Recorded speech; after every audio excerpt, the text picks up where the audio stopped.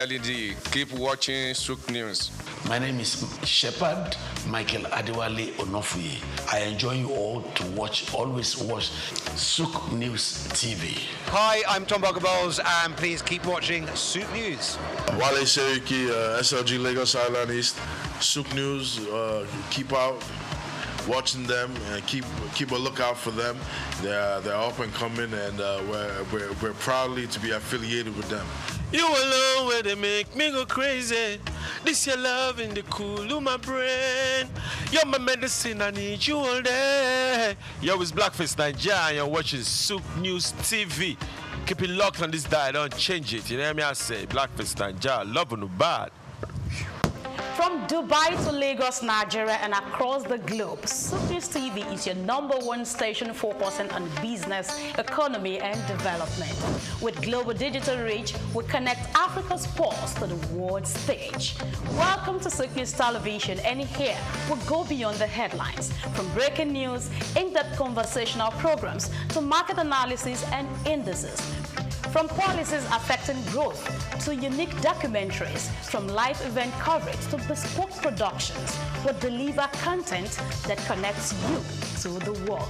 At SOUQ News Television, we provide news surrounding business, economy, and development, infomercials and jingles that stand out, short and long-form documentaries crafted to international standards, independent production spaces with full technical support, special coverage for individual and corporate events, a special form of documentaries through our prestige package, Immortals, where we tell your story the way you'd love it, and business support services tailored for small enterprises.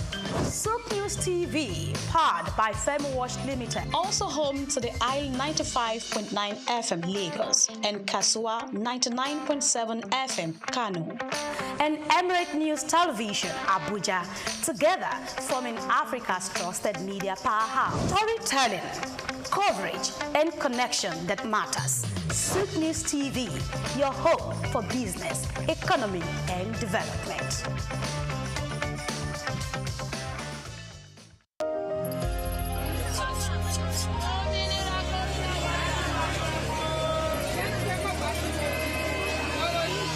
Hello, Lagos. Make we yarn. Hello, boy, if this POS matter, don't pass your call. Person go swipe, alert no enter. Before you know it, jump. Wait, wetin really happen? Maybe you fake alert the warriors. Okay, so wanna listen, If you dey do POS business, no expose your alert. Hello, Ogbefi. They don't walk Gaba Road where they warrior for our local government for years. This one sweet me, I no lie you. Because you know what? Development where they work, it deserve loudspeaker. Now why we dey here be that? For here, we know the abuse, we dey bring solution. My name, it is Ikechukwu Uyemike, aka Ogbefi Ishegwari. Make we yarn every weekday from 10 a.m. go to 12 o'clock on top the eye 95.9 FM. Welcome to the Africa Development Studies Center, ADSC. ADSC is an organization focused on training and research to advance sustainable development and growth in Africa. We exist to facilitate customized training, research, and study exchanges worldwide on leadership, management, and critical development issues. The center offers a platform for the exchange of ideas and best practices. Our comprehensive services encompass research, consultancy, capacity building, training, and education programs, as well as publishing and disseminating development-related knowledge. Our faculty consists of experts and researchers with extensive experience in policy formulation, implementation techniques, and monitoring and evaluation. Our methodology involves talks, individual and group exercises, games, video screenings, and discussion seminar sessions in a cozy atmosphere, making learning enjoyable for our participants. For more information, email us at info@adstudiescenter.com or call +234 912 039 2362. Visit our website at www.adstudycenter.com to learn more about our programs and upcoming events. Africa Development Studies Center, rethinking development for Africa.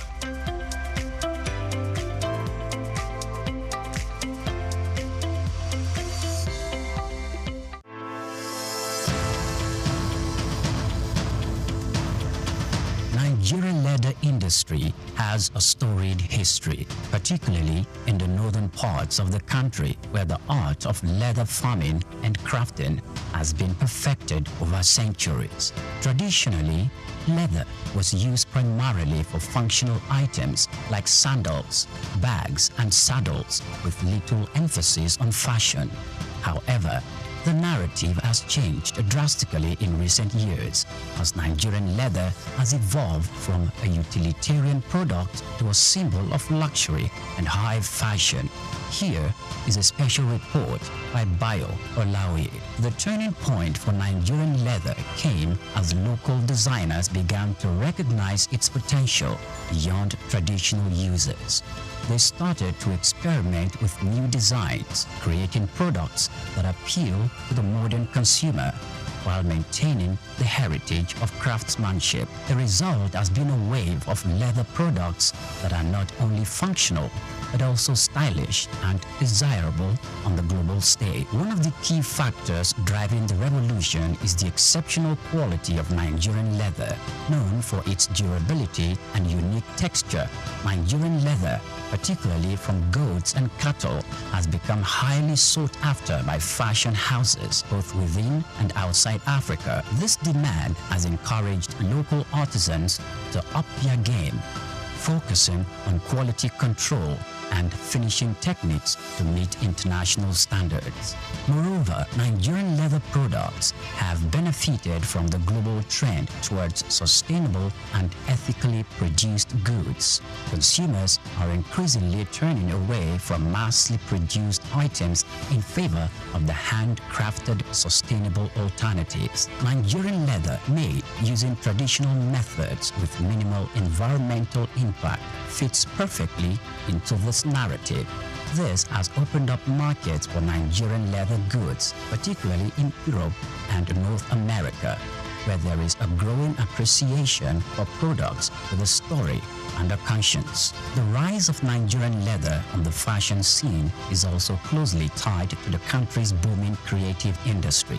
Fashion designers, many of whom had gained international recognition, are incorporating leather into their collections and innovative ways, from sleek handbags and bespoke shoes to stylish jackets and accessories. The Nigerian leather is becoming a staple in high fashion. This trend is not only boosting the profile of Nigerian fashion, but also creating new opportunities for economic growth.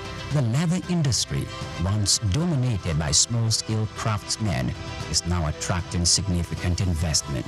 Entrepreneurs are setting up modern tannery and workshops, creating jobs and fostering skills development in the process. This industrialization of leather products is helping to formalize what was once an informal sector, leading to better working conditions and high incomes for artisans. However, the success of Nigerian leather market did not emerge without challenges. The industry still faces issues related to infrastructure, access to finance, and competition from imported goods. Additionally, there is the need for more investment in technology and innovation to further enhance the quality of leather products and make them more competitive in the global market. Despite these challenges, the future of Nigerian leather products looks bright. There is a growing recognition of the value of locally produced leather goods, both within Nigeria and globally. This is evident in the increasing number of fashion shows and trade fairs dedicated to promoting Nigerian leather products, as well as the rising demand from international buyers. The evolution of Nigerian leather from a utilitarian material to a symbol of high fashion is a testament to the creativity and resilience of the Nigerian artisans. months. It reflects the broader trend in the global fashion industry towards sustainability and craftsmanship. As the world continues to embrace African fashion, Nigerian leather is poised to become a major player on the international stage, offering a unique blend of tradition, quality, and style. This is just the beginning of what promises to be an exciting new chapter for Nigerian leather.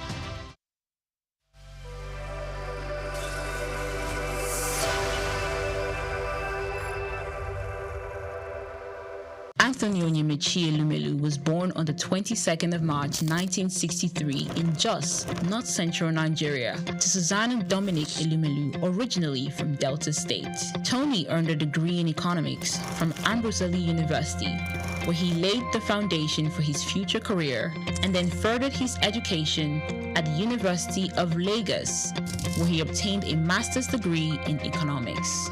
His academic journey also includes attending the Harvard Business School, where he completed the Honor of President Management program, equipping him with advanced business management skills. Tony currently serves as the chairman of Heirs Holdings, Transcorp, and United Bank for Africa, UBA, demonstrating his significant influence in the banking and investment sector. He founded the Tony Elumelu Foundation, which aims to empower African entrepreneurs through comprehensive training, mentorships, and funding opportunities. In addition to his professional achievements, he's also a family man, married to Dr. Adele Vivian Elumelu, and together they have 7 children. In 2020, his efforts were acknowledged when he was named one of Time's 100 most influential people in the world. Anthony Elumelu's net worth is estimated to be around $700 million, a testament to his successful ventures and strategic investments.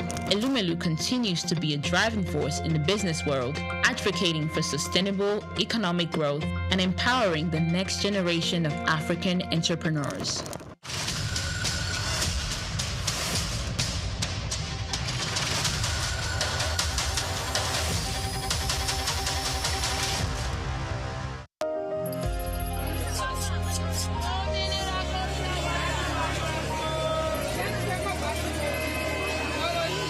Hello, Lagos. Make we yarn. Hello, boy, if this POS matter, don't pass your call. Person go swipe, alert no enter. Before you know it, jump. Wait, wetin really happen? Maybe you say alert the warriors. Okay, so wanna listen, If you dey do POS business, no expose your alert. Hello, Ogbuefi. They don't walk that bar road where they warrior for our local government for years. This one sweet me, I no lie you.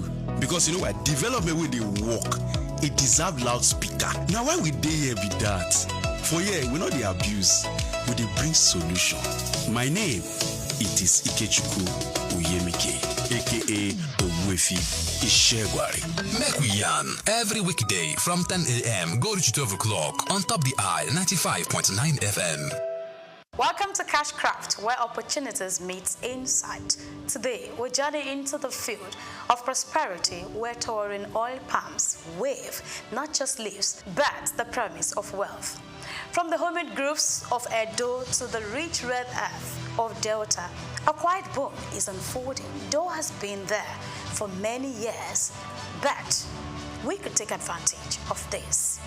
This is one opportunity that holds the key to food security, foreign exchange savings, and thousands of jobs. Yes, we're talking about palm oil, Africa's red gold. But how do you tap into this opportunity? What does it take to build a business around palm oil, from plantation to profit? Let's break it down step by step. 1. Understand the landscape. The first step is knowledge. Nigeria's oil palm production has risen by over 41% in the past decades, from 8.2 million metric tons in 2014 to 11.6 million in 2023, according to the Food and Agriculture Organization. Yet, with over 200 million mouths to feed and rising global demand, we are still importing palm oil to close the gap. That's your opportunity to become a local producer or processor. Step 2, choose your entry point. There are 3 main ways to enter into the palm oil value chain. Palm plantation farming, cultivating your own palm trees is long-term but rewarding.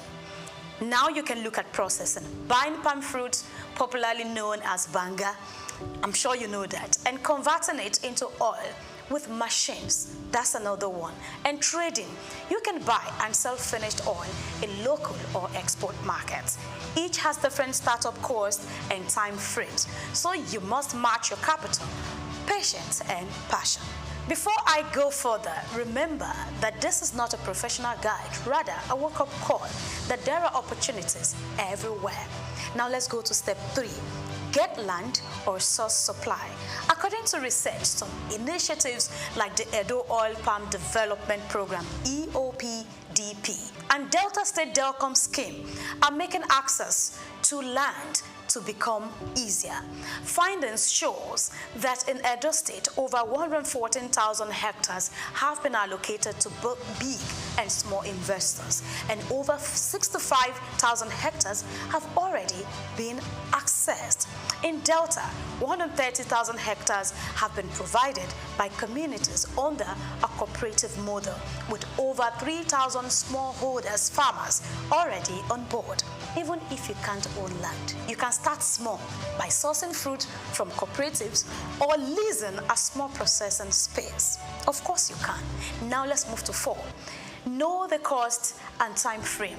It costs between $7,000 to $8,000 to cultivate 1 hectare of palm from nursery to maturity, but it takes about 3 to 4 years for the trees to start yielding. If you want quick returns, processing and trading may be better. You can buy a small-scale palm oil milling machines for 1.5 million to 3 million naira, or even less if you join a cooperative or lease. So let's go to step 5. Invest in knowledge and market access. Join farmer cooperatives like those in Delcom. They give access to training, markets, and funding. You can also link up with established companies like Presco and Okomo Oil. I'm not marketing, but it's a way to tell you that, look, there are opportunities everywhere. All of these are listed on the Nigerian Stock Exchange.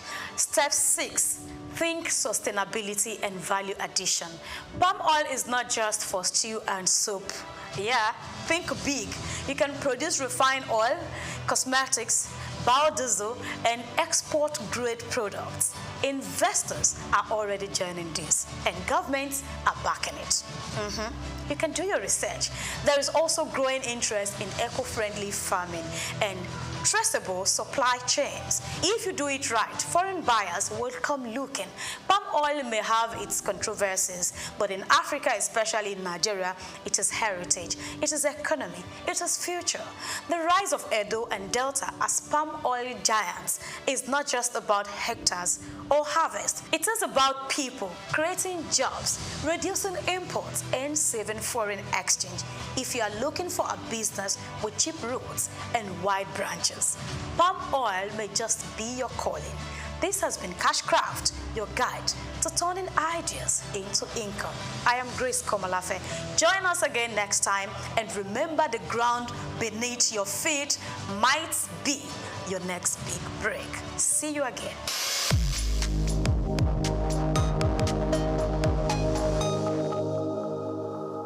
My name is Shino Gbadegeshin. I'm the CEO of Gozi Micro Insurance. Continue to watch SOUQ News. Adenike Adeyemi, Executive Director of Faith Foundation. Keep watching SOUQ News. My name is Shepherd Michael Adewale Onofuye. I enjoy you all to always watch SOUQ News TV. Hey everyone, Majuli Obaje here representing Gigi. Keep watching SOUQ News, okay? Stay updated with SOUQ News. My name is Aton Kene. I am the head of MSME banking. Please keep watching SOUQ News and stay glued to SOUQ News. I recommend that more and more people should watch SOUQ News because they deal with business news. Hi, my name is Amaka Wokolo. I am the director of the Faith Institute at Faith Foundation. Keep watching SOUQ News.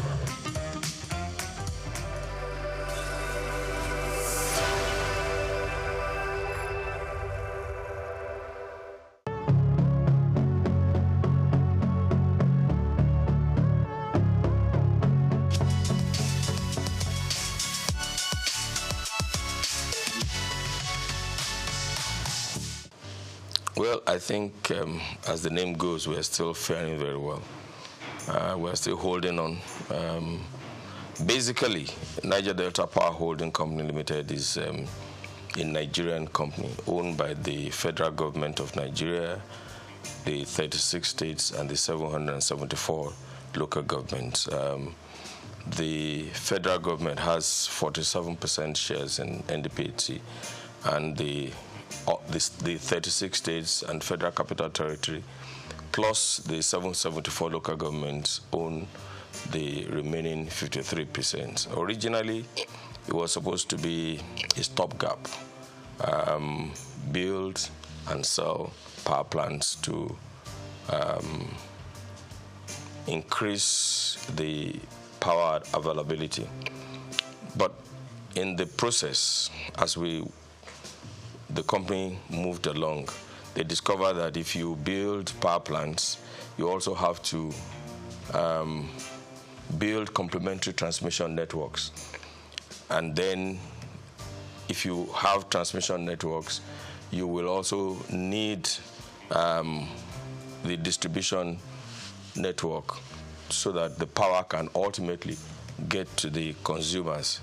And so because of the gap that was in the sector at the time, Niger Delta Power Holding Company Limited was asked to build more power transmission networks, substations, injection substations. So over time, we had grown into the behemoth that we are today. Principally, we have 8 power plants functioning now, and then 2 are in the process of being completed. So that's what Niger Delta has been. But basically, I can say without any iota of contradiction that Niger Delta Power Holding Company Limited has been able to increase the capacity, the network capacity, by about 50%, and of course the distribution capacity by about 60%. We are capable of producing up to 4,000 megawatts now, but there are still some constraints in the transmission network, which is being addressed by the various arms of government and the various stakeholders in the sector.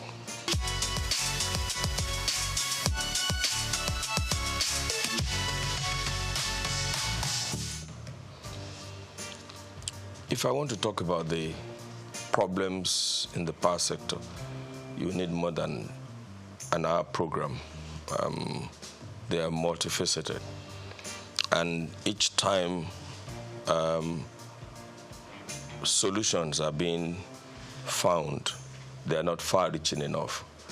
For instance, before the enactment of the Electric Power Sector Reform Act, it was thought that the problem was we didn't have enough generation power, and that's what gave rise to the NIPP, which is the National Integrated Power Projects, which was basically to increase the power availability in Nigeria. And there were gaps because at that time, I don't think the solution was holistic enough. I'm talking of during the time of President Olusegun Obasanjo. You remember the National Integrated Power Project was conceived at the time. And it's strange that for the past many years, we are talking about 4,000 megawatts, 4,000. In reality, the available power in Nigeria is about 16,000 megawatts now, between 13,000 and 16,000 megawatts. So you wonder, why are we producing or generating or putting on the grid about 4,800 megawatts? So there's a gap. And the gap is basically the fact that the present network is aged. it's inadequate. There is fragmentation in the sector. You have, as of today, about 26 different bodies in the power sector. And it's a typical Nigerian problem. Once Nigeria identifies a problem, they create another agency to deal with that problem, rather than looking at the problem in the eye and say, this is the problem. And I can give you so many examples. For instance, traffic, which is very basic to everybody. When after the Udoji Award in the early 70s, I think it was in the early 70s, and people had funds to purchase cars, traffic began to grow. Now, instead of taking a holistic attitude and train the police to do what they're supposed to do, expand the road networks, and begin to put a culture of driving properly in the country, we created the yellow fever, the traffic wardens at the time. You remember at the time, traffic warden was separated from the Nigerian police. That's right. And the problem was not solved because the people were still constrained to virtually the same network of roads, more cars on the same network of roads. And then we stopped training drivers. So Federal Road Safety Commission was formed. And of course, I'm sure that you all know that the problem became worse. And now all of the state governments are creating their own variants of the Federal Road Safety Corps. An example is LASMA in Lagos. And the people are still on the same roads. You know, so whereas we had 200 cars on a stretch of road, now we have 1,000. Now we have drivers who cannot read traffic signs, which are not even there. So today, when people see traffic lights, either in Abuja or in Lagos, I mean, they don't even know what to do. I'm sure that, I can't remember the last time we trained drivers in Nigeria. I cannot remember the last time we trained drivers in Nigeria. You know, it's the same thing with the issue of corruption. When we detected, corruption was increasing, we started creating so many variants of, and I always ask the question, where is the equivalence of EFCC in the countries that we're trying to be like? So we have created EFCC, we have created ICPC, we have created Bureau for, what's that other agency? Sorry? No. Those are another problem entirely. The BP and the BPP, you know. I mean, I'm talking of Code of Conduct Bureau. Okay. But in all honesty, can we say that corruption has reduced in Nigeria? Can we say that? So the problem is that we don't look at problems in the face and deal with the issue rather than creating bodies and bodies and bodies and bodies. We don't have the variants of EFCC, ICPC, and Code of Conduct Bureau in the countries that we're trying to be like. In this age and times, honestly, it's not rocket science. There is hardly anything you want to do that has not been done before or that is not being done in some other places. I mean, so you see in various sectors that once we identify a problem, rather than look the problem in the eye and providing solution to it, we create another body. It will appear to me that it is finding job for the boys, you know, and that is one of the reasons why we are where we are today. I cannot remember the last time anybody had to do driving tests to obtain a driver's license. I can't remember. In the US, if you want to obtain a driver's license, it's a long process.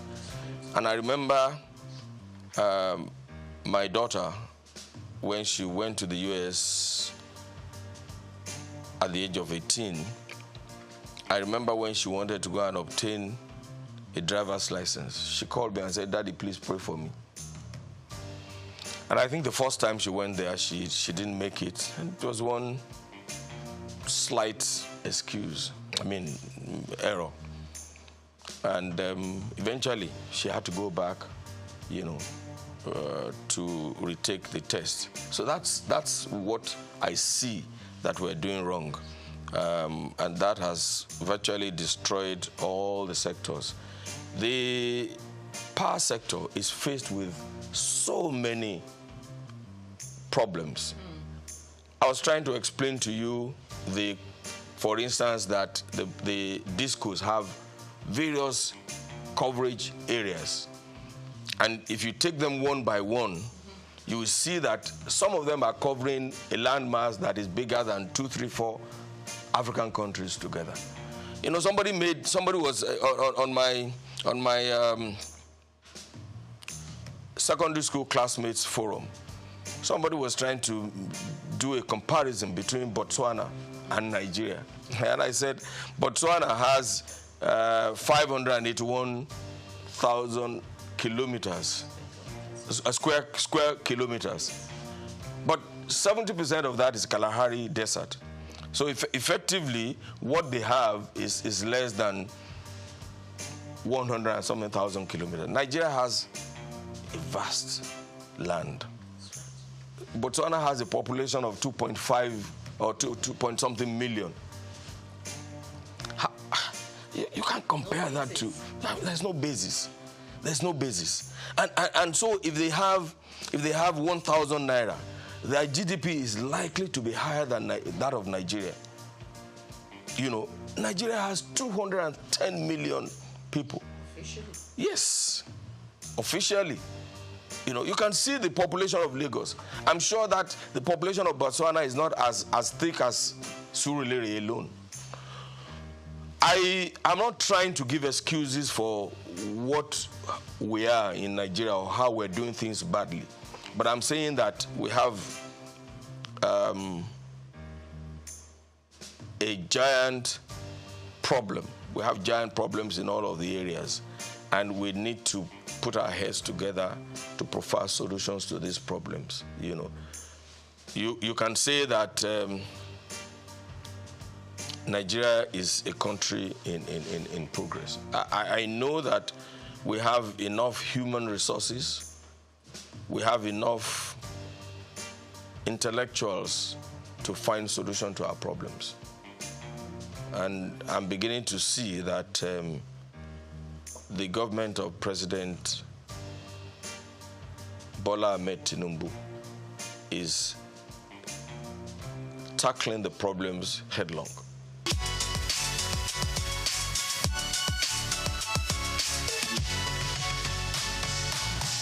I don't want to say that they work in silos. It should not be absolutely correct. I don't want to say that. That would be too negative. I would like to say that there's need for better collaboration between all of them. And then one of the greatest things that we need to do is that there must be a coordinating agency that is not encumbered with or by bureaucratic procedures.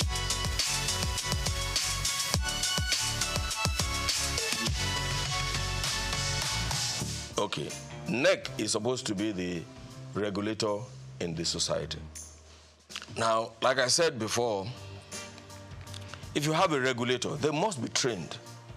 And we shouldn't be ashamed to train our regulators and to ensure that we have the right people in those positions. But like I said, almost all the agencies in Nigeria, you find a lawyer heading an engineering company. It's not done. And what happens is that I don't want to create a war between professions, but the truth of the matter is that if you are a lawyer and you're doing legal consultancy in the sector, that doesn't make you to be chief executive of a purely engineering company. You know, the last time it was an accountant that was in charge of one of the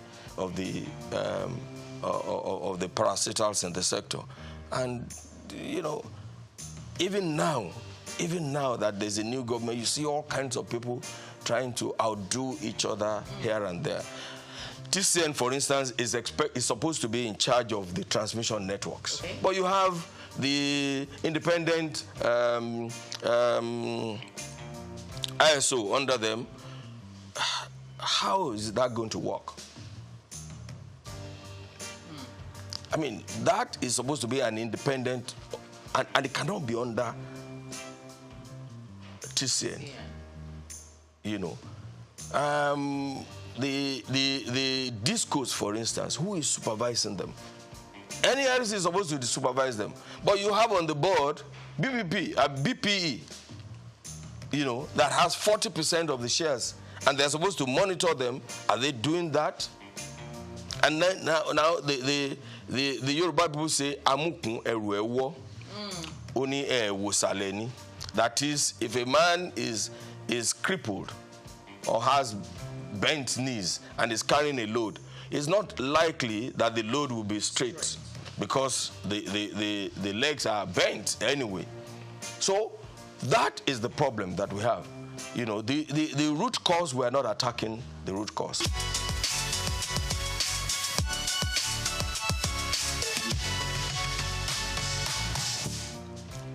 You know, the electricity power sector reform has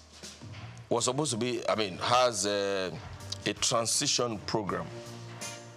But unfortunately, because we didn't do the privatization properly, we gave it to people who have no financial resources.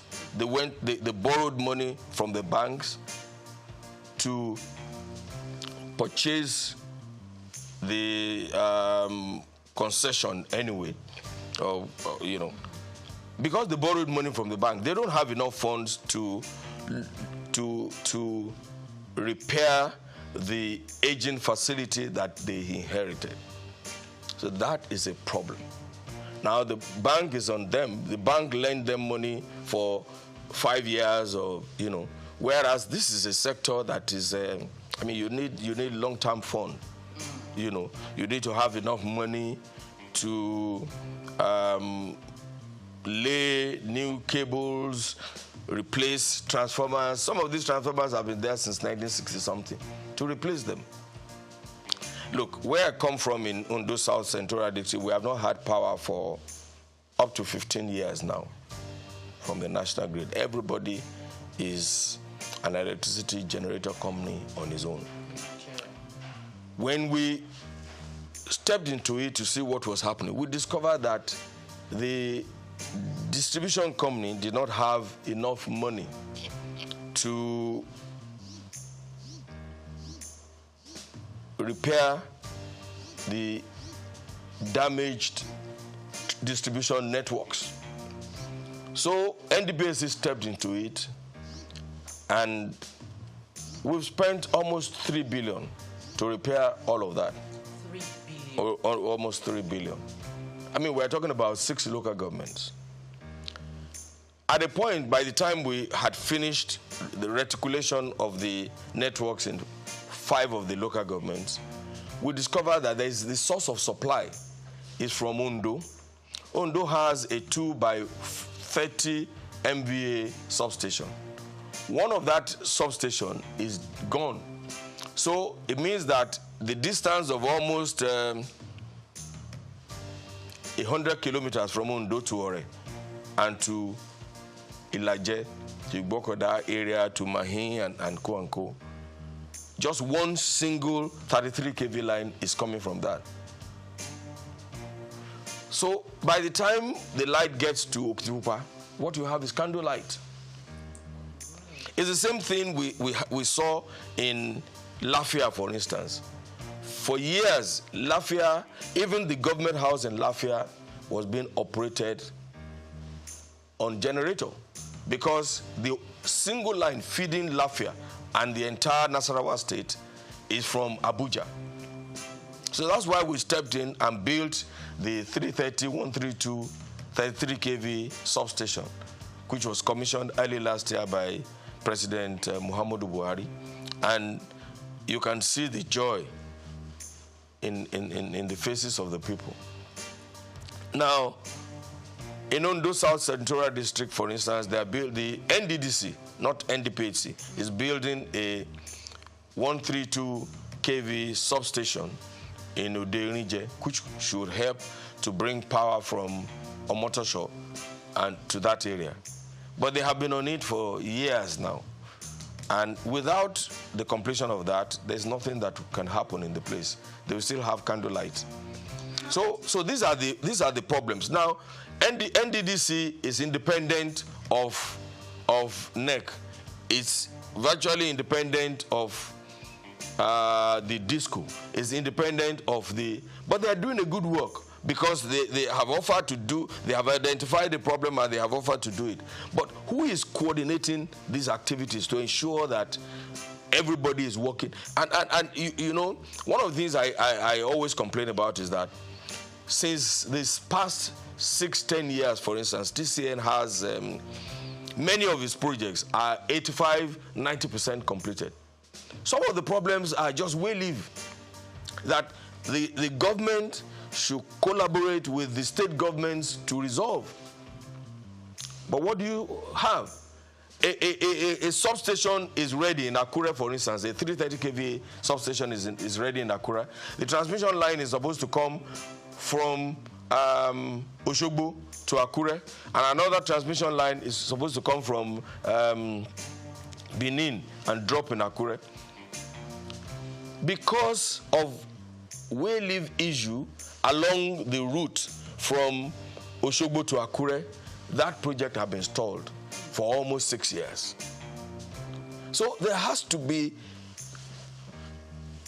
an organization that is above NEC, that is linked only to the president, that will look at all of these things. I talked about the fragmentation in the sector. You know, look, and let me tell you something. I know that electricity is a commercial venture. Yeah. And when you put your money there, you should be able to recover your investment. However, it's also a social contract between the government and the people. It's a social contract. You know, so if you have such a transmission line, everybody should be involved. And I remember that it has to be a responsibility. I remember when we were doing a project in Owerri, and because the transformers have been there for a long time, we needed to remove the transformers to a workshop somewhere in Ikorodu there for repairs, so that when they take them back, it can function properly. And we had given authority to the EPC contractor to go and remove the transformer. But of course, when the community saw that they were removing their transformer, this was a transformer that has not been functioning for the past 10-15 years. They refused to let them go, and the governor had to intervene. The governor also refused to let them take the transformer away. I had to personally intervene with the governor, speak with the governor, write an undertaking before the transformer can be moved to the workshop for repairs. I mean, it's not repairs, but you know they need to change the oil and make sure it's in good working condition, because it's been on the plinth for 15 years. So there has to be a coordinating agency that is devoid of bureaucratic encumbers. Initially, NDPHC was created from the Federation account. The initial seed money for NDPHC was from the Federation account. However, since we started producing electricity, let me put it that way, we don't receive subvention from the government. So our revenue is from the sale of electricity, sale of energy to the network and to what we call willing buyers. For instance, you will see that we still, even outside the country, we sell power to countries outside Nigeria. Yeah. So that's how we derive our... But because also we are owned by the 3 tiers of government, we have also embarked on working with the other sectors to improve the network. For instance, we build distribution. So from the profit that we have, we build distribution networks virtually in all. There is no state in Nigeria that has not felt the impact of NDPHC. And then we, like I said, the transmission substation in Lafia was constructed by NDPHC.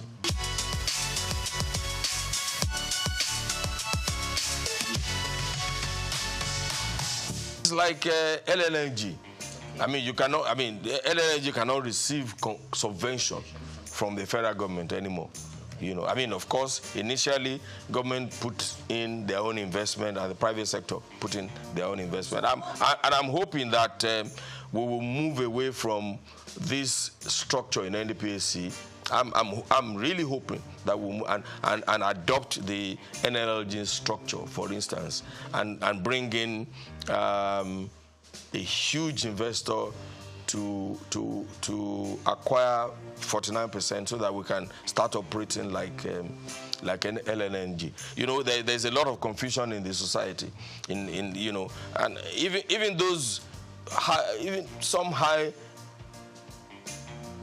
government officials don't even know the functions of NDPHC. They don't even know. I mean, we were in a gathering some time ago, and a former minister who claimed to have been a part of the conception of NDPHC was annoyed when somebody threw a question at him, and he said, "What are you talking about? I don't have power in my house, and you guys are sitting down there." And I had to lecture him and say, "Hey, I'm not supposed to put power in your house. I'm just a businessman, you know, in the sector, producing oil, producing power, electricity, like every other person, like, what's the name of Elumelu's Transcorp Power, and selling it. That's all we are."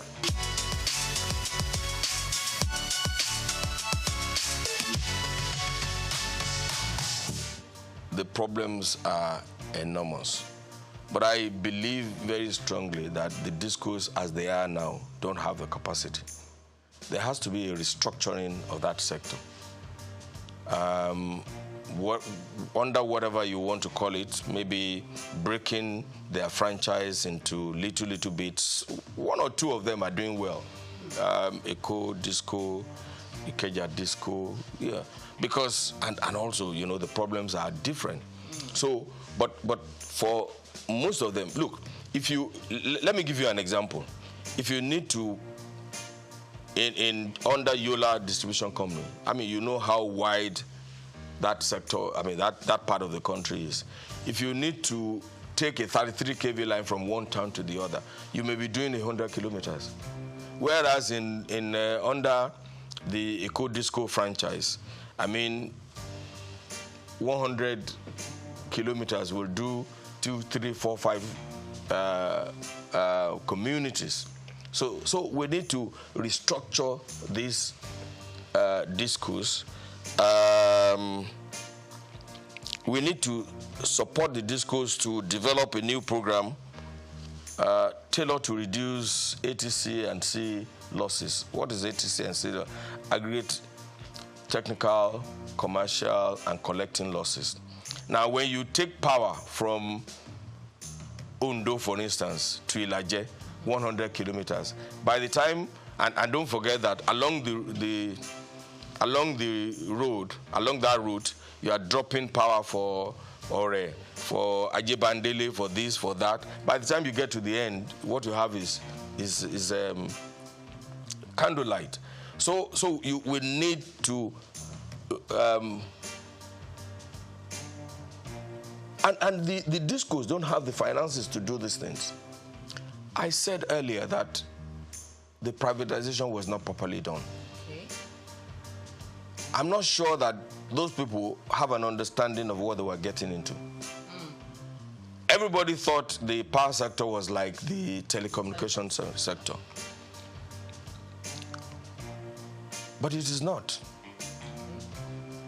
the amount of infrastructure that you need to put in place, physical infrastructure that you need to put in place for power is totally different from that, because apart from your cell in telecommunication and the handset there's nothing that you need to do. You probably don't need to put poles, pay compensation. Fiber optic is for specific areas. I mean, for specific things, and it doesn't stop the telecommunication facilities. After all, they can use satellite. Yes, exactly, from functioning very well. Okay. So that the difference is, but you cannot send power remotely. You need cables, you need poles, you need transmission lines, you need all sorts of things. You need transformers.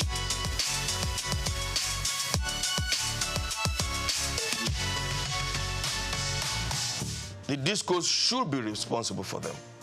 But when they don't have the fund, what do? You can see that many of them, about 7 of them, are under receivership now. Some sort of receivership or the other. You can see. Because they borrowed money from the banks and they were not able to pay back within the time they thought, I mean, they were going to be able to pay back. They were taking over.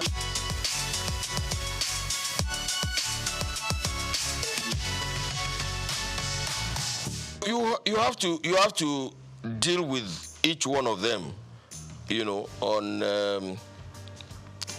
it has to be a tailored solution to each disco. You cannot apply the same brush for all of them.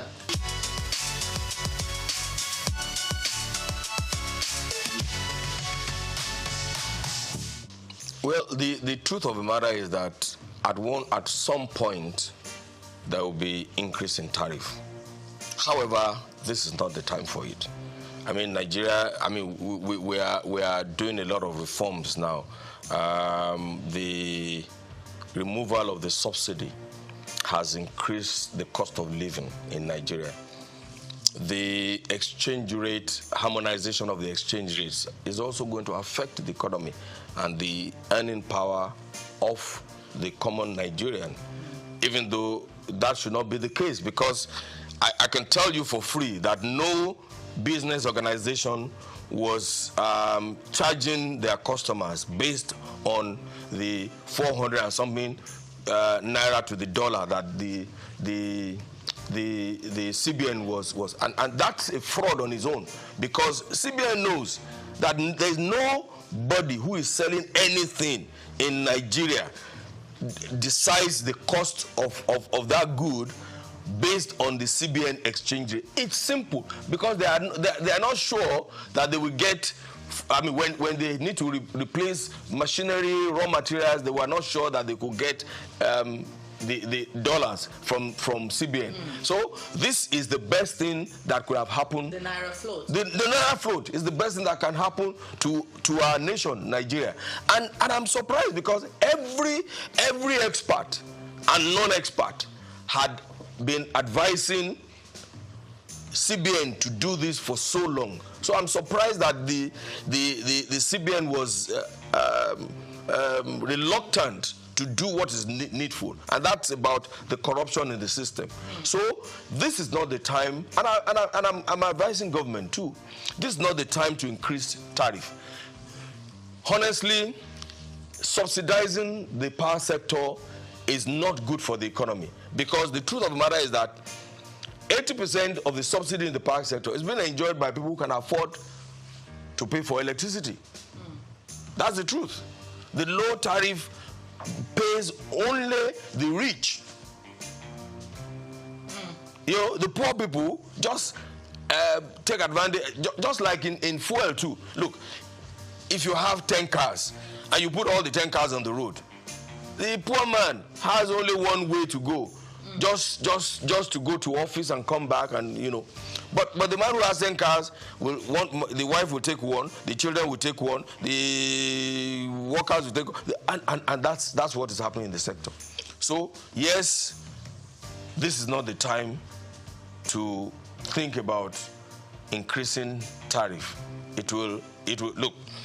In the past, the cost of diesel was very high, right? Now, a lot of people migrated to using petrol generators. Yes. Now the cost of petrol is even almost higher than the cost of because petrol burns faster. You use more petrol for your generator than diesel. So generating power in your house now, where you don't have power supply from the national grid, is a big problem.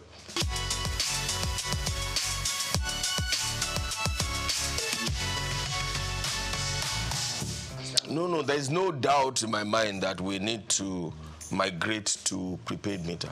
Okay. I mean, not only intelligent meters, okay, so that when we have intelligent meters, nobody can manipulate their consumption. You know, if you go to some hotels in the past, all of the heavy-duty consuming equipment, their laundry, their air conditioners are connected directly, or they bypass the meters, you know. But if you have intelligent networks, that cannot happen because it will be discovered and then you will be dealt with appropriately.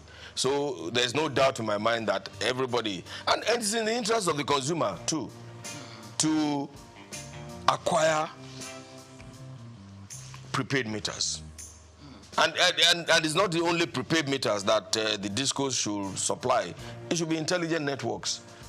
Of course, I said earlier that they don't have the money to do it. They don't have the funds. What was the intelligent network? What will you do? Look, if you had an intelligent network in a place like this, for instance, you can determine what is happening without you being there. Even on your phone, you can control your this thing. So I'm just trying to use that to explain what it is. So if you have an intelligent network, the discos in their control rooms will be able to monitor and ensure that energy theft is reduced to the barest minimum, and they can ensure proper operations in their own sector.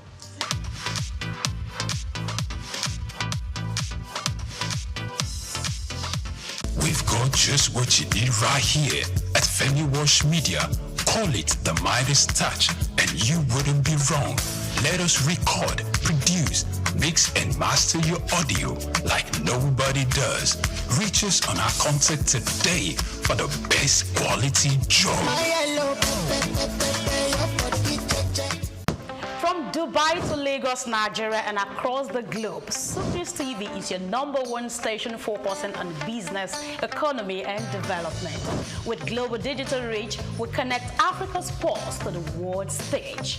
Welcome to SOUQ News Television, and here we go beyond the headlines. From breaking news, in-depth conversational programs, to market analysis and indices. From policies affecting growth to unique documentaries, from live event coverage to bespoke productions, we deliver content that connects you to the world.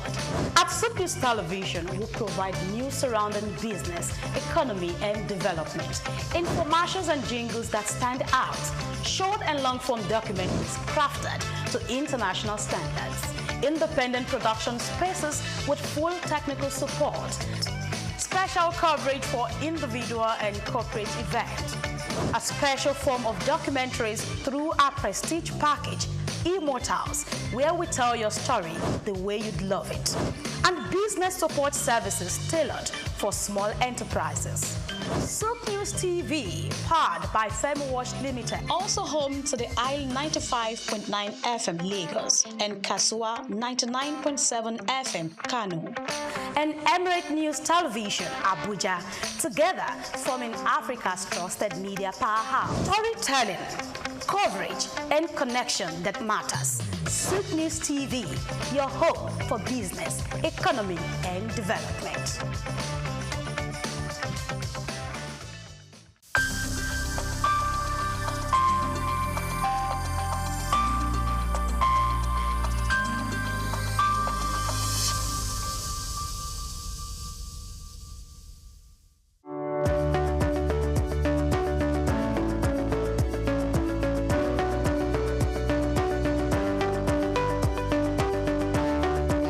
SOUQ Henry Itauma. I'm from Akwa Ibom State, Eke local government precisely. My primary school at Akwa Ibom Church Primary School, so young Eket, where I grew up in the early 70s. I moved into government secondary school at Eket. I finished my school set in 1981. It was a jolly good experience.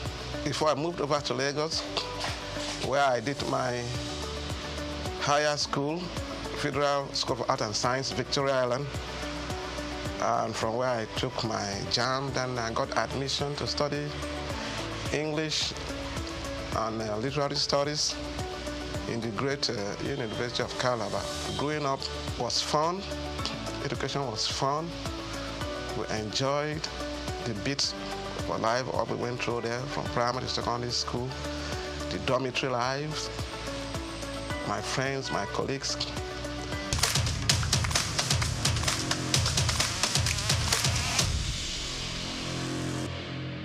Coming over to Lagos was quite an experience. My first time in Lagos, arriving after a torturous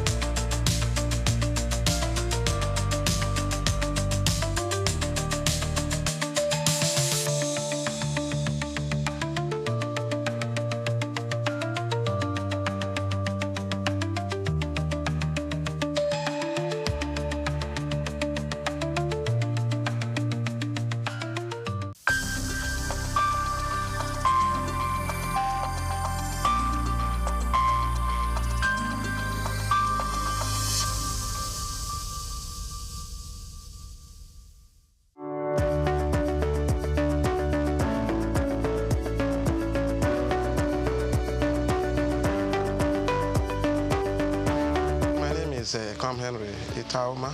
I'm from Akwa Ibom State, Eke local government precisely. My primary school at Akwa Ibom Church Primary School, so young Eket, where I grew up in the early 70s. I moved into government secondary school at Eket. I finished my school set in 1981. It was a jolly good experience. Before I moved over to Lagos, where I did my higher school, Federal School of Art and Science, Victoria Island, and from where I took my JAM, then I got admission to study English and literary studies in the great University of Calabar. Growing up was fun, education was fun. We enjoyed the bits of life all we went through there, from primary to secondary school, the dormitory lives, my friends, my colleagues.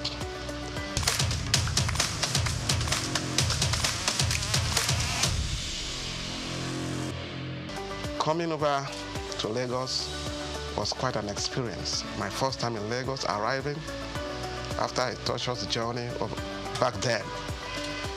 Went over to VI, studied along with some blue chip children, Federal School of Art and Science then, as it was called, just where you have the law school now. It was quite an experience. And back to University of Calabar, we had quite a drill, the studies of English language and literature. I happen to have specialized in literature, where we did a thorough work on all the spheres of literature, the landscape of literature. We almost exhausted it with key professors and lecturers.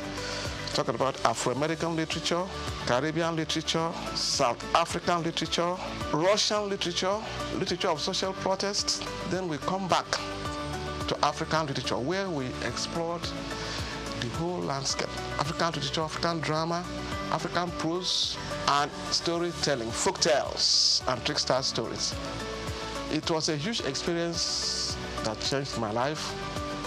And coming over here, finished our youth service, did my youth service in Imo State then. We had respect as corpers. We were well treated. And came over back to Lagos, looking for work in Lagos, 1988, 89. We started a magazine in Lagos here. We call it the Hits magazine. It was tailored after the Right On magazine. It was a music magazine. We started that stuff in Lagos here, and then we couldn't sustain it because of the finances. Luckily for me, I was able to run, got a job with the bank, and then I started a marketing aspect for the bank. From the bank, merchant bank, when the bank went under, I decided to go solo. That brought me to the book industry.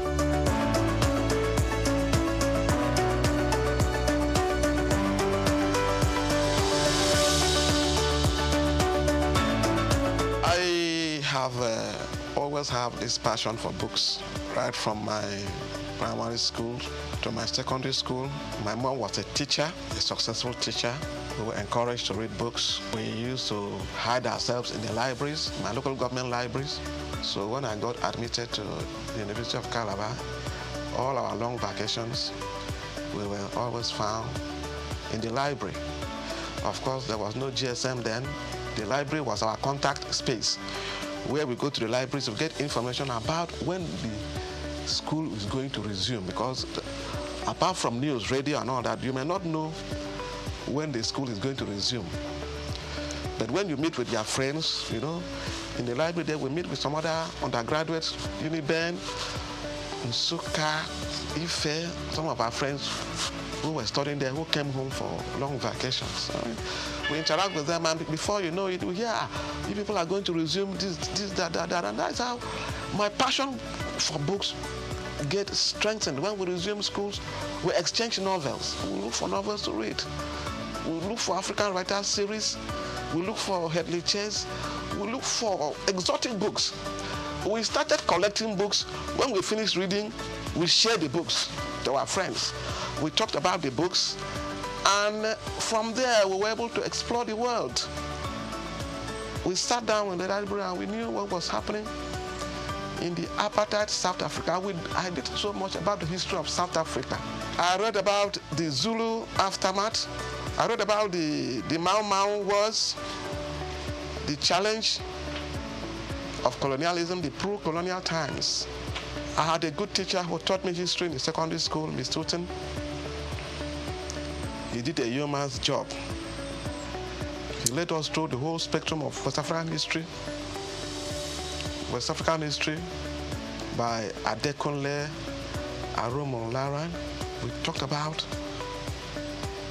the Oyo Empire, Songhai Empire, Timbuktu, the Great Mali Empire. You know, all these things stir up our curiosities. And since then, we never departed from books.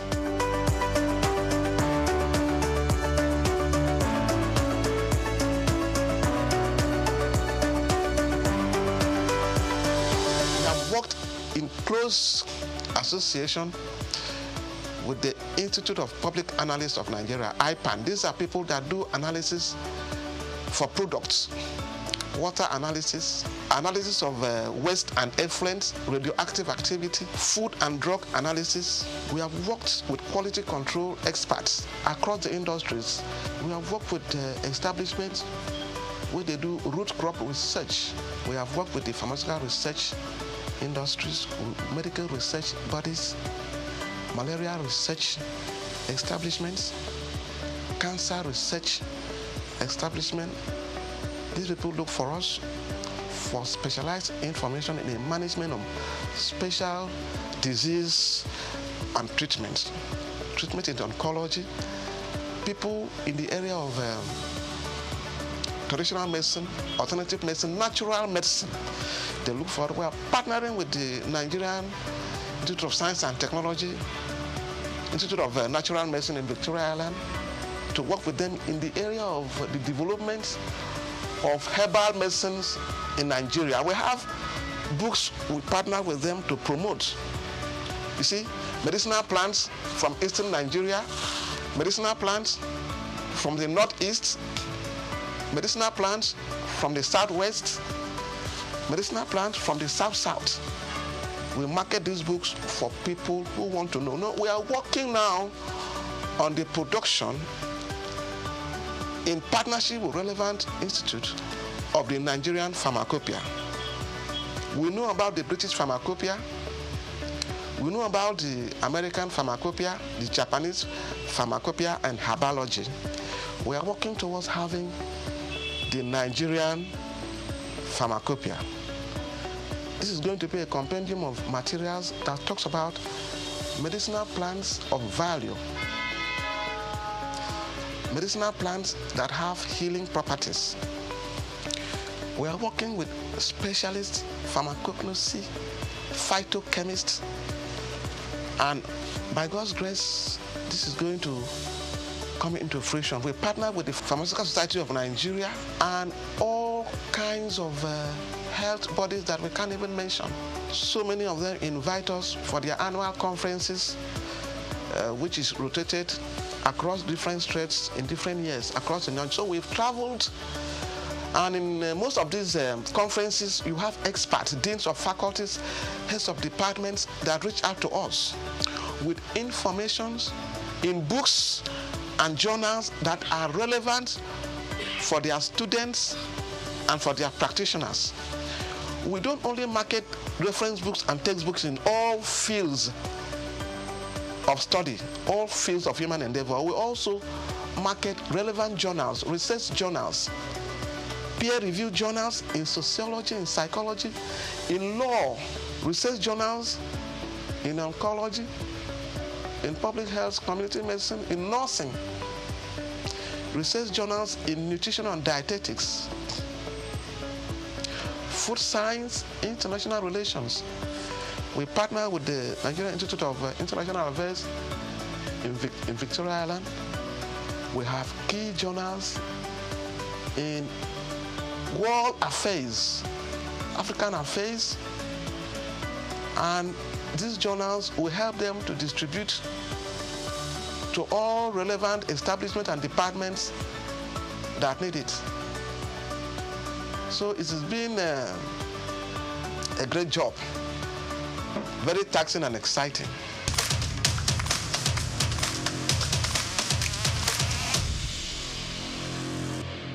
Each book added a new spectrum of learning and knowledge for us. When we got into literature and poetry, we explore a whole lot. When we went into American history, the black history, we read about the nation of Islam. We read about Elijah Muhammad. We knew the struggle they had to go through, racism and all that stuff. And it really inspired us to see what we can do to add value to knowledge. And it has brought us this far. So it's been passion, not really born out of the money and whatever. Of course, when you have value to present, you'll be appreciated in many ways. We have had sundry appreciations from establishments, from institutes across West Africa and beyond. You know, we partner with international publishers all over the world to source cutting-edge materials for our clients. We take pains to go through a lot of materials that come in here. Whether there are new materials or whether there are new, we believe that when you are doing research, it is what is called cross-cultural research. You start from the past and then come to the present. Research in any field, what happened before, where we were before, and where we are now, and then we'll look forward.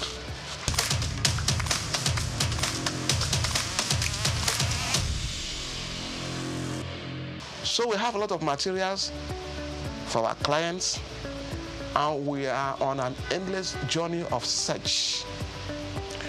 When we started this business, we came face to face with HIV. We go after books on HIV and AIDS. We got them across to our clients and our readers. As we went further, Ebola came, and we sourced for materials for medical virologists. It's a virus. Clinical virology, we gave the books to them, and they were very happy. We got the materials. We did what is called public health awareness to get people assured that these things are preventable. That is not the end of life. You see, when you have the information, you have the confidence to practice, you are not scared of whatever. Whatever is coming in probably had happened before. All we need is for new information to combat the emerging diseases.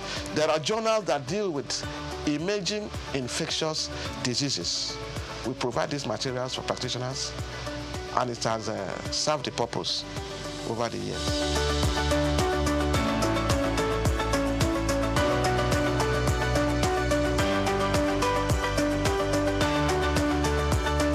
The secret of my success has been the impartation of specialist knowledge, tertiary knowledge for professionals.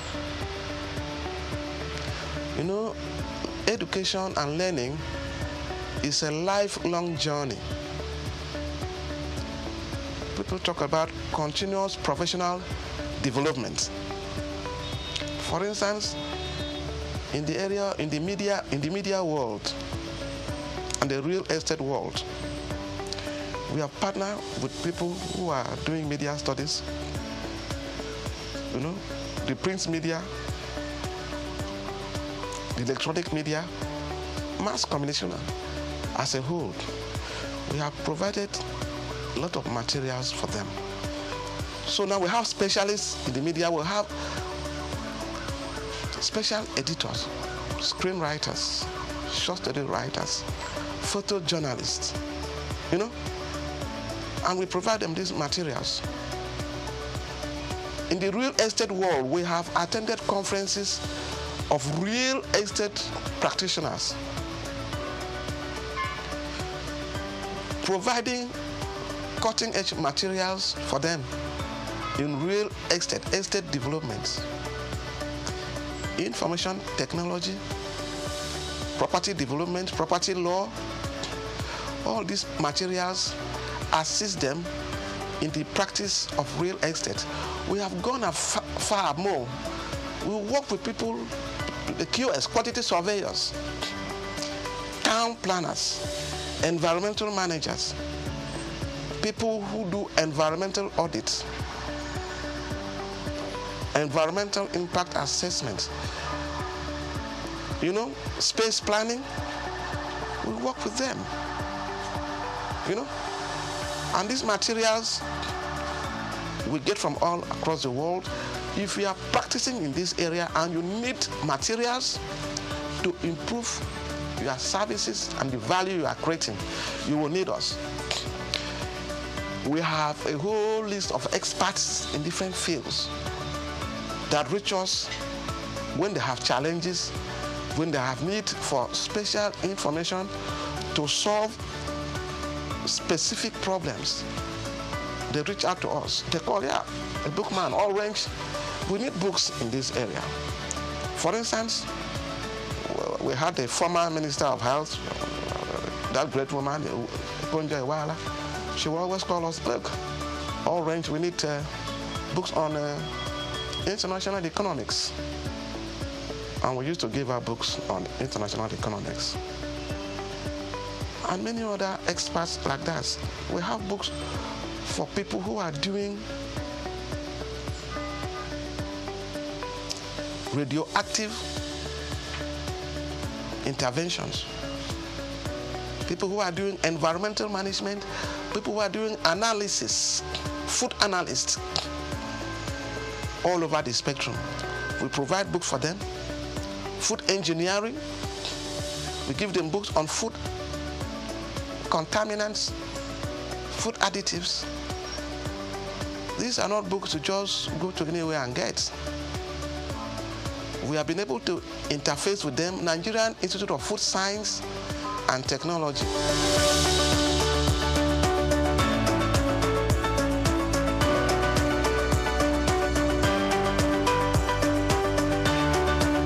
Reading has a tremendous impact on influence on human life. It helps you to appreciate issues, ideas, views, and opinion. It makes you an active participant in intellectual discourse and in intellectual environments. You are not ignorant of what is happening around you. It makes you a leader. Yes, not all readers are leaders, but most impactful leaders are readers. Books will change you. Books will empower you. Books will give you self-confidence. When I sit down with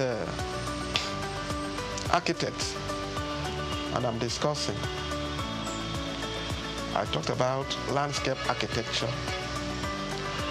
I talked about interior design.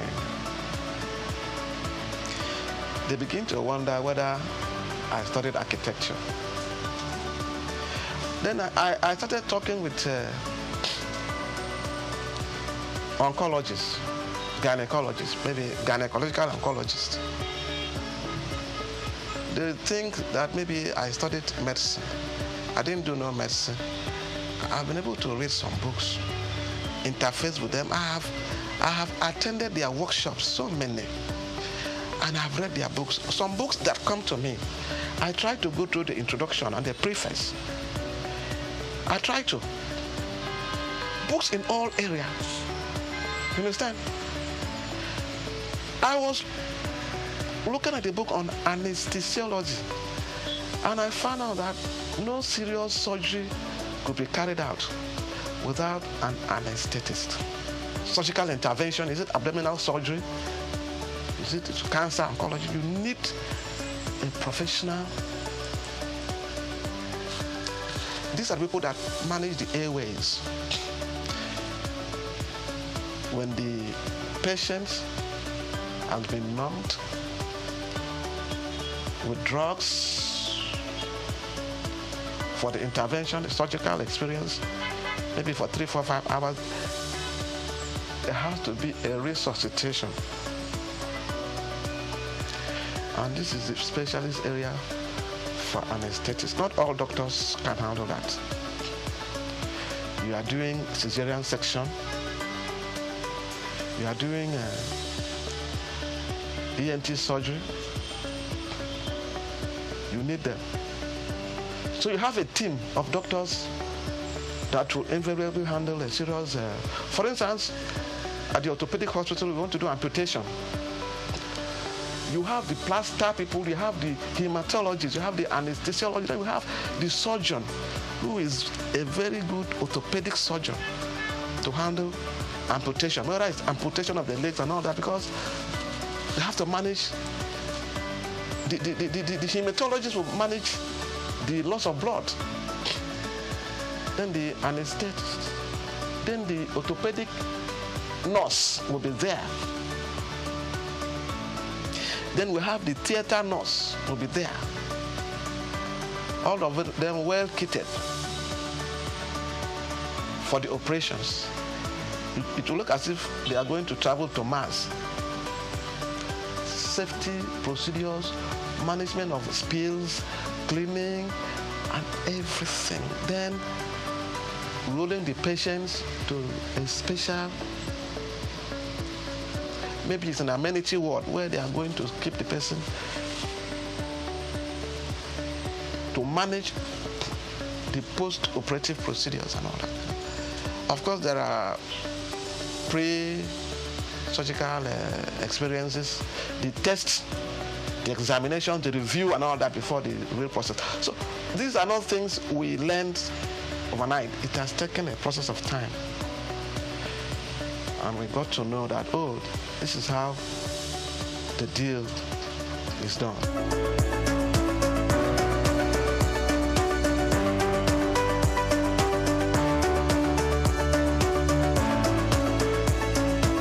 Great insurgents of e-materials, e-books, digital books, and of course, the World Wide Web. It has helped us to access materials easily. But you see, initially people were afraid that with the advent of the e-books and all that, that the textbooks, the physical books, will be phased out. But that is far from the truth. Libraries still get their core text and materials. They have the sections for the core text and materials and journals and serials. Then they have the section we call the digital libraries. Polytechnic libraries, university libraries across the countries, they have these sections. But my experience with these digital libraries has been the management of digital libraries, the power situation in Nigeria, and the maintenance culture. Most of the institutions that started with the e-library, they have always come back to complain that these materials, within a short spell of time, because of instability of power. You know, the computers and all the digital infrastructures, they need steady and standby power supplies. Most of them have acquired the solar systems to power these equipments, but truly speaking, it has not been sustainable. Sometimes we had some dubious students vandalize these facilities, and then people always have to fall back on books. With the smartphones now, students can get a lot of materials and all that, and they read. But I can tell you that people who are doing serious research, they come back to us for books. You are doing research, you have to do your references, your bibliography. You have to show evidence, materials you have read, both online and offline. You are doing your doctorate program, master's program, to whatever level.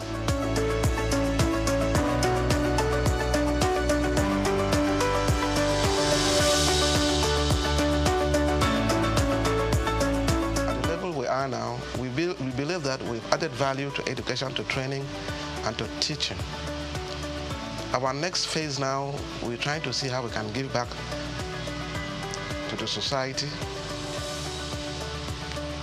through our interface with like-minded NGOs.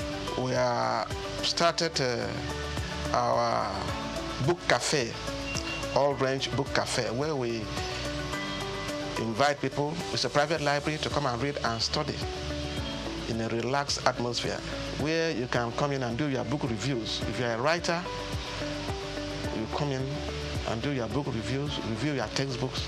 Going forward too, we also have our NGO, which we are working on, that borders on environmental management. We call it the Campaign for Sustainable Environment. This is a program we have been running the last 5 years. We are talking about global warming and climate change. We do environmental education.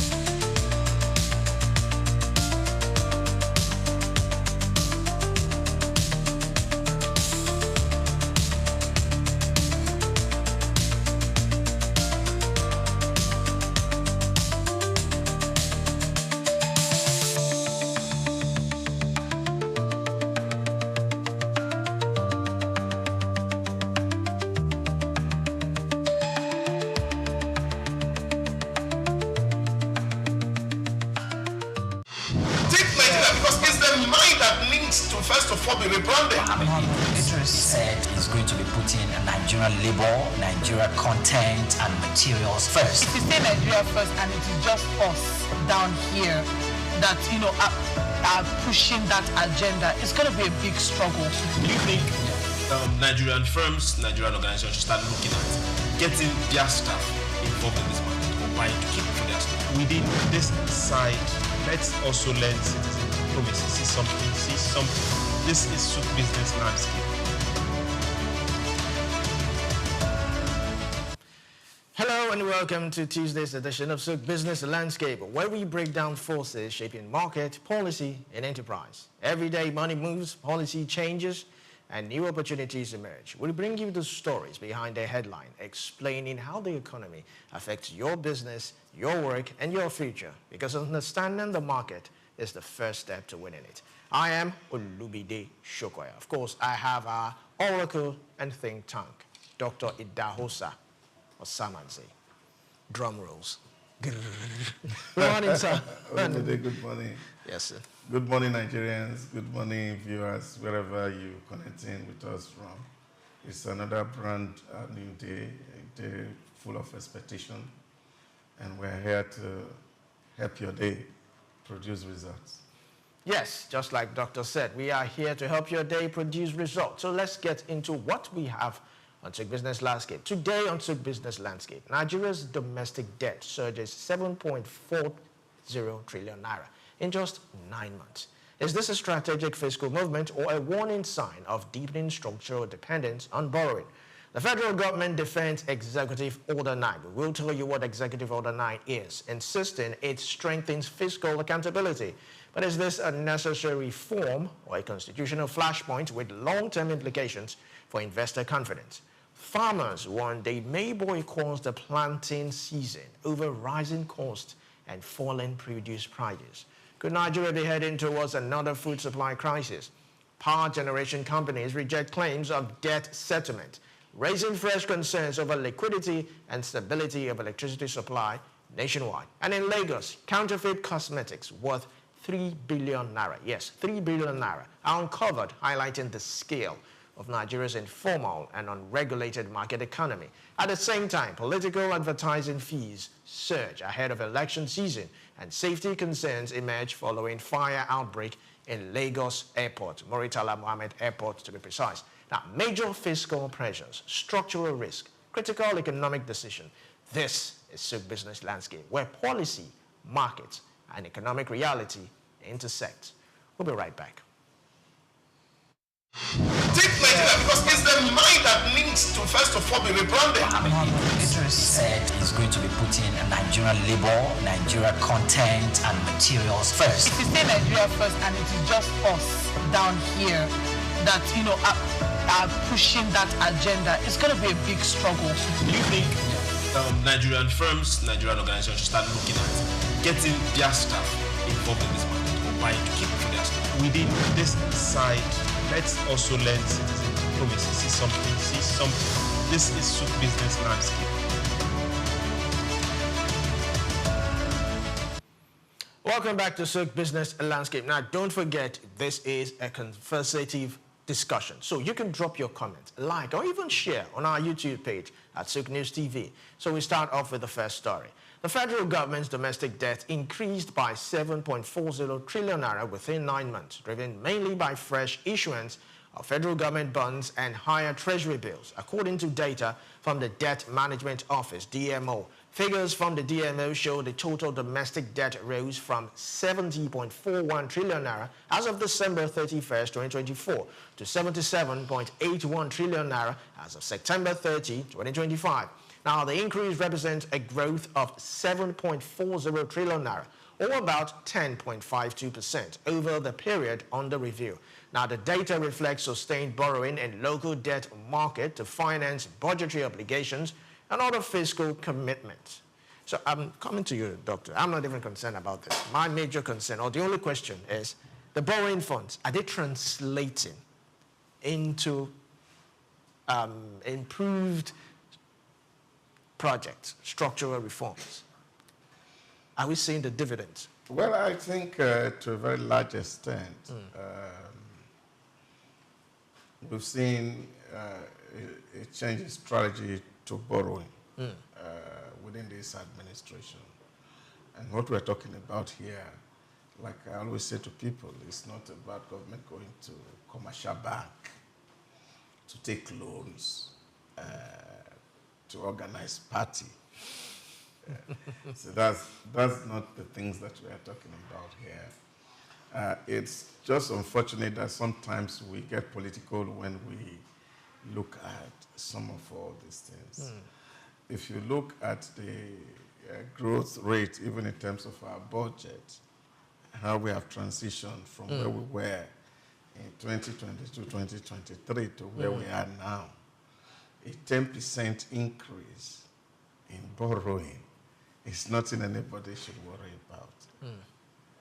Because we have seen a budget that has moved almost about 45 to 50% from where it was in 2022 to where it is in 2024 and 2025.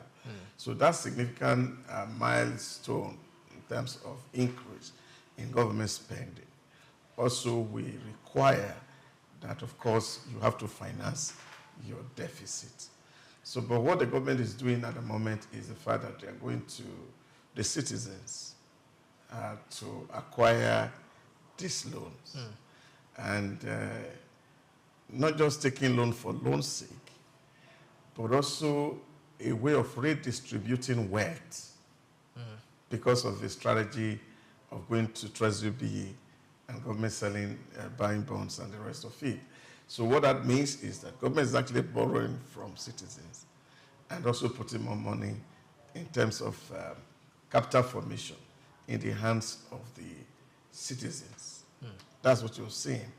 And so we see this going on a large scale. The expectations of the citizens of government is also very high because people want government to do magic in terms of making provision for all manner of infrastructure that are lacking in the environment. You even hear recently when people were having debates about whether we can do electronic voting and people are asking government should put money so that we have credible election. But nobody is really saying where will this money come from? Because as of today, we know what are the sources of government income and where these monies are coming from and government is going to spend. So people only will say government spend money because they say as if government will just print money. But the beauty is that this government is not printing money. But to your question as to whether we are seeing where this money is getting into, and I think there's a whole lot of improvement in the environment and the way things are done today. We're seeing major projects that are going on in Nigeria today. Take, for example, the Badagry-Sokoto Road. There's so much work that is going on in that portion of road. And government is really committed to building that legacy infrastructure.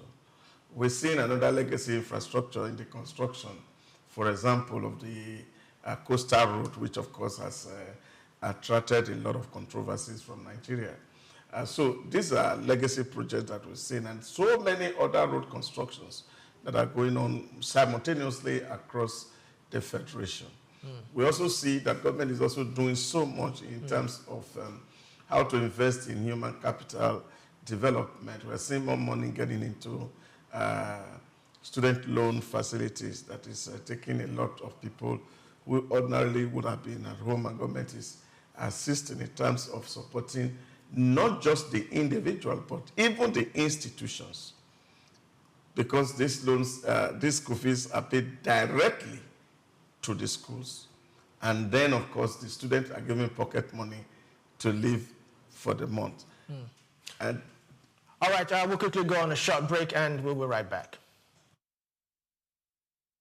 Take Nigeria because it's the mind that needs to first of all be rebranded. Idris said he's going to be putting Nigerian labor, Nigeria content and materials first. If you say Nigeria first and it is just us down here that, you know, are pushing that agenda, it's going to be a big struggle.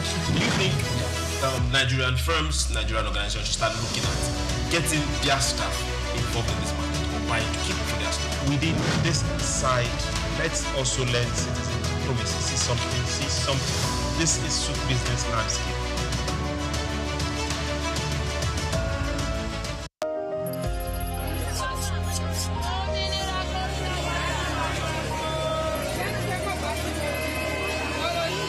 Hello, Lagos. Make we yarn. Hello, boy, this POS matter don't pass your code. Person go swipe, alarms no enter. Before you know it, jump. Wait, wetin really happen? They use fake alert, the warriors. Okay, so Mona, listen, if you dey do POS business, no expose your alert. Hello, Ogbefi. They don't walk Daba road where they worry for our local government for years. This one sweet me, I no lie you. Because you know what, development where they work, it deserve loudspeaker. Now why we dey here be that? For here, we know the abuse, we dey bring solution. My name, it is Ikechukwu Uyemike, aka Ogbefi Ishegwari. Make we yarn every weekday from 10 a.m. go to 12 o'clock on Top the Eye 95.9 FM. In Africa, and there's one man who has consistently been a household name and index of reference in the business arena. The name Aliko Dangote apparently stands tall. The Africa's richest man clearly benchmarks success, wealth, and prosperity.